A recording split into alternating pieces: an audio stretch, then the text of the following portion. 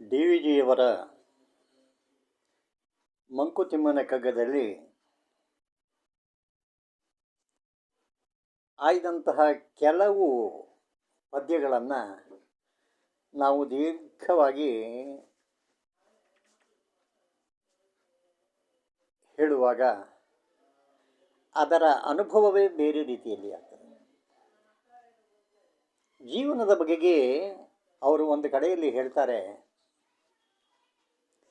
ಬದುಕು ಜಟಕ ಬಂಡಿ ವಿಧಿಯದರ ಸಾಹೇಬ ಕುದುರೆ ನೀಂಡವನು ಬೇಡಂತೆ ಪಯಣಿಗರು ಮದುವೆಗೋ ಮಸಣಕೋ ಬೇಕೆಂದ ಕಡೆಗೋಡು ಪದ ಕುಸಿಯ ನೆಲೆಯುವುದು ಮಂಕುತಿಮ್ಮ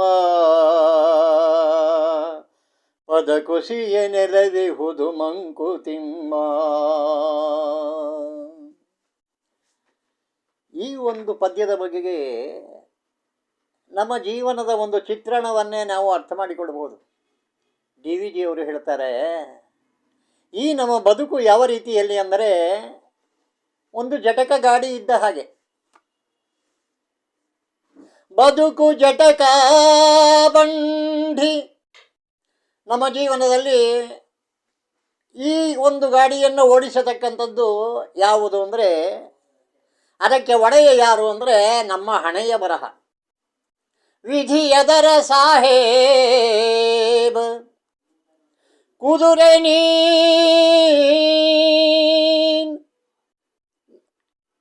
ನಾವೆಲ್ಲ ಒಂದು ಕುದುರೆಗಳ ರೀತಿಗಳಲ್ಲಿ ಕುದುರೆ ನೀನ್ ಅವನು ಪೇಳ್ದಂತೆ. ಅವನು ಅಂದರೆ ಯಾವುದು? ನಮ್ಮ ಹಣೆಯ ಬರಹ. ಕುದುರೆ ನೀನವನು ಪೇಳ್ದಂತೆ ಪಯಣಿಗರು ಮದುವೆಗೋ ಮಸಣಕೋ ಬೇಕೆಂದ ಕಡೆಗೋಡು. ಹಣೆಯ ಬರಹ ಹೇಗೆ ಇರ್ತದೆ ಎಂಬುದಾಗಿ ಹೇಳುವಾಗ ನಮಗೆ ಅರ್ಥವಾಗಲಿಕ್ಕೆ ಸಾಧ್ಯ ಬರುವುದಿಲ್ಲ. ಈ ಹಣೆಯ ಬರಹವನ್ನು ಓಡಿಸತಕ್ಕಂಥವನು ಭಗವಂತ. ಕುದುರೆ ನೀನವನು ಬೇಳ್ದಂತೆ ಮದುವೆಗೋ ಮಸಣಕೋ, ಮದುವೆಗಾದರೂ ಹೋಗು, ಒಳ್ಳೆಯದಾಗಿ ಹೇಳಿಕೊಂಡಾಗ ಮದುವೆಗೋ ಮಸಣಕೋ ಬೇಕೆಂದ ಕಡೆಗೋಳು. ಮದುವೆ ಅಂತ ಹೇಳಿದರೆ ಅದು ಒಳ್ಳೆಯ ಜಾಗಕ್ಕಾದರೂ ಹೋಗಬಹುದು. ಮಸಣಕೋ ಎಂಬುದಾಗಿ ಹೇಳುವಾಗ ನಮ್ಮ ಸಾವಿನ ದವಡೆಗೂ ನಾವು ಮುಟ್ಟಬಹುದು. ಮದುವೆಗೋ ಮಸಣಕೋ ಬೇಕೆಂದ ಕಡೆಗೋಡು ಪದ ಕುಸಿಯ ನೆಲವಿಹುದು ಮಂಕುತಿಮ್ಮ.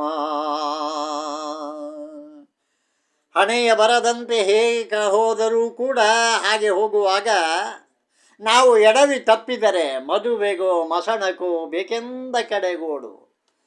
ಮಾರ್ಗ ಯಾವ ರೀತಿಯಲ್ಲಿ ಬೇಕಾದರೂ ಆಗಲಿ, ಈ ನಡುವಿನಲ್ಲಿ ಯಾವುದಾದರೂ ಅಡಚಣೆ ಬಂದಾಗ ನಾವು ಬೀಳುವುದು ನೆಲದ ಮೇಲೆ, ಅಂದರೆ ನಮ್ಮ ಸಾವು ಖಚಿತ ಅಂತ ಹೇಳಿ. ಮದುವೆಗೋ ಮಸಣಕೋ ಬೇಕೆಂದ ಕಡೆಗೋಡು ಪದ ಕುಸಿಯ ನೆಲವಿಹುದು ಮಂಕುತಿಮ್ಮ. ಜೀವನದ ಸ್ವಾರಸ್ಯಗಳನ್ನು ಅರ್ಥ ಮಾಡಿಕೊಳ್ಳಬೇಕಾದರೆ ನಮಗೆ ಈ ರೀತಿಯಲ್ಲಿ ಡಿ ವಿ ಜಿಯವರ ಒಂದು ಮಂಕುತಿಮ್ಮನ ಕಗ್ಗವನ್ನು ಅರ್ಥ ಮಾಡಿಕೊಳ್ಳಬೇಕು. ಮತ್ತೊಂದು ಕಡೆಯಲ್ಲಿ ಹೇಳ್ತಾರವರು, ಅಕ್ಕಿಯೊಡು ಅನ್ನವನ್ನು ಮೊದಲು ಕಂಡವರಾರು, ಅಕ್ಕಿಯೊಡು ಅನ್ನವನ್ನು ಮೊದಲು ಕಂಡವರಾರು, ಅಕ್ಕರದ ಬರಹಕ್ಕೆ ಮೊದಲಿಗನು ಯಾರು, ಲೆಕ್ಕವಿರಿಸಿಲ್ಲ ತನ್ನ ಜಗದಾದಿ ಬಂಧುಗಳ ದಕ್ಕುವುದೆ ಜಸ ನಿನಗೆ ಮಂಕುತಿಮ್ಮ, ದಕ್ಕುವುದೆ ಜಸ ನಿನಗೆ ಮಂಕುತಿಮ್ಮ. ಒಂದು ಕಡೆಯಲ್ಲಿ ಹೇಳ್ತಾರೆ, ನಮ್ಮ ಜೀವನ ಹೇಗೆ ಅಂತ ಹೇಳಿದರೆ ನಾವು ಪ್ರಶ್ನೆಗಳಲ್ಲಿ ಉದ್ಭವವಾದಾಗ ಅಕ್ಕಿಯೊಡು ಅನ್ನವನ್ನು ಮೊದಲು ಕಂಡವರಾರು. ಅಕ್ಕಿಯನ್ನ ಹಾಕಿದ ತಕ್ಷಣ ಅನ್ನವಾಗುತ್ತದೆ ಎಂಬುದಾಗಿ ಮುಂಚೆ ಯೋಚನೆ ಬಂದದ್ದು ಯಾರಿಗೆ? ಪ್ರಶ್ನೆ. ಅಕ್ಕಿಯೊಡು ಅನ್ನವನ್ನು ಮೊದಲು ಕಂಡವರಾರು, ಅಕ್ಕರದ ಬರಹಕ್ಕೆ ಮೊದಲಿಗನು ಯಾರು? ಅಕ್ಕರ ಅಂದರೆ ಅಕ್ಷರ. ಅಕ್ಷರ ಅ ಆ ಇ ಅಂತ ನಾವು ಏನು ಬರಿತಾ ಇದ್ದೇವಲ್ಲ, ಅದನ್ನು ಆ ಎಂಬತಕ್ಕಂಥ ಅಕ್ಷರವನ್ನು ಬರೆದಿದ್ದಂಥ ಮೊದಲಿನವರು ಯಾರು ಅಂತ ಕೇಳ್ತಾರೆ ಪ್ರಶ್ನೆ. ಮಂಕುತಿಮ್ಮನ ತಲೆಯಲ್ಲಿ ಬರತಕ್ಕಂಥ ಪ್ರಶ್ನೆಗಳಿಗೆ ಒಂದೊಂದು ಉತ್ತರಗಳನ್ನು ಹೇಳಲಿಕ್ಕೆ ಭಾರಿ ಕಷ್ಟವಾಗ್ತದೆ. ಆದರೆ ಹೆಸರಿನಲ್ಲಿ ನಾವು ಮಂಕುತಿಮ್ಮ ಅಂತ ಇದ್ದೇವೆ.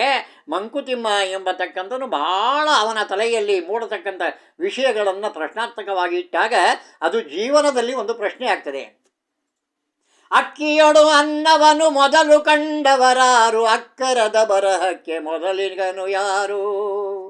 ಲೆಕ್ಕವಿರಿಸಿಲ್ಲ ತನ್ನ ಜಗದಾದಿ ಬಂಧುಗಳ.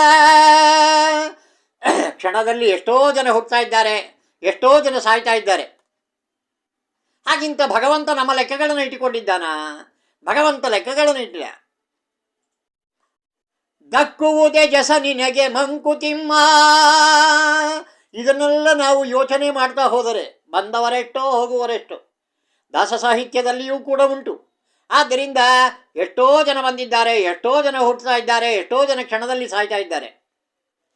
ಅದನ್ನೆಲ್ಲ ಲೆಕ್ಕಕ್ಕೆ ಇಟ್ಟುಕೊಂಡಾಗ ದಕ್ಕುವುದೇ ಜಸ ನಿನಗೆ ಮಂಕುತಿಮ್ಮ, ದಕ್ಕುವುದೇ ಜಸ ನಿನಗೆ ಮಂಕುತಿಮ್ಮ.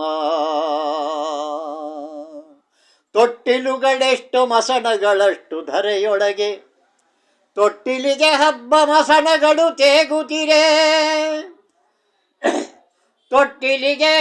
ತೊಟ್ಟಿಲುಗಳೆಷ್ಟು ಮಸಣಗಳಷ್ಟು ಧರೆಯೊಳಗೆ, ತೊಟ್ಟಿ